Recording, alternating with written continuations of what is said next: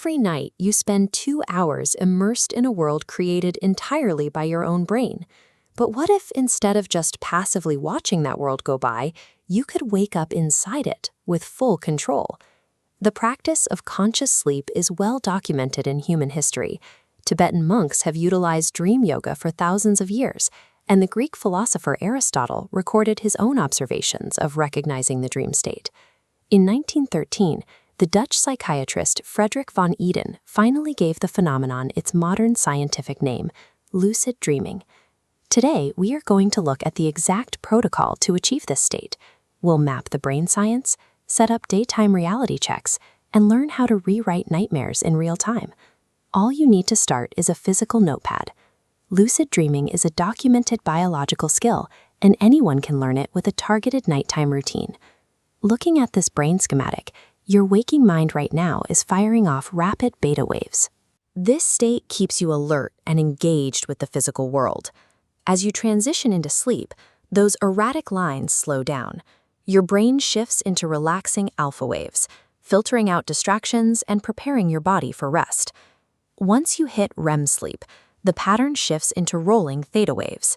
This is your unconstrained window of subconscious experience, where vivid dreams take over. Notice the frontal lobe going dark. That is your prefrontal cortex, your logic and impulse control center. In normal REM sleep, it powers down, which is why you accept bizarre dream events without question. The biological goal of lucid dreaming is to train that dormant prefrontal cortex to wake back up. You keep your physical body immobilized in sleep, but you turn your logic center back on. By reactivating this logic center during REM, you stop being a passive observer and become the active director of your own mind. Step 1 of the protocol is mastering dream recall. You cannot control a dream you cannot remember. Many people think they simply don't dream, but undeveloped recall is almost always the actual culprit. To fix this, you must place a journal and a pen directly on your nightstand before you go to sleep. When you wake up, you will be tempted to stretch, open your eyes, or check your phone. Do not do this. Moving your body or looking at a screen instantly erases fragile dream memories. Instead, lie completely motionless. Keep your eyes closed and mentally pull backward through your short-term memory to retrieve whatever fragments are left. Then, grab your pen and write them down.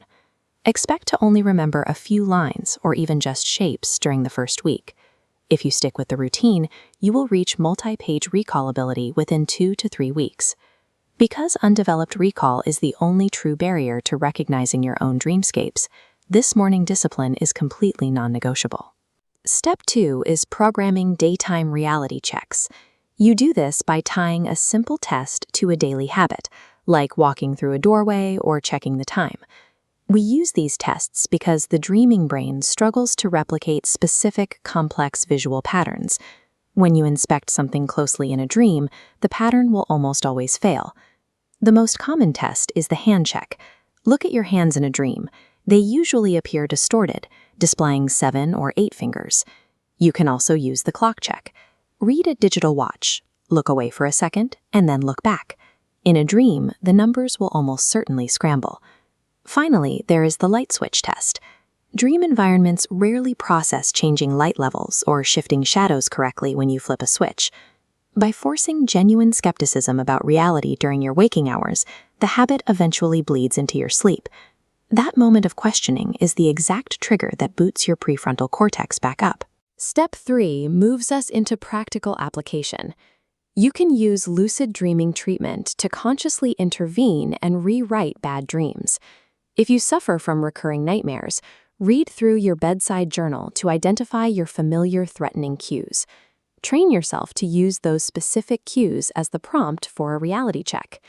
The moment you realize you are dreaming, a severe neurological shift takes place.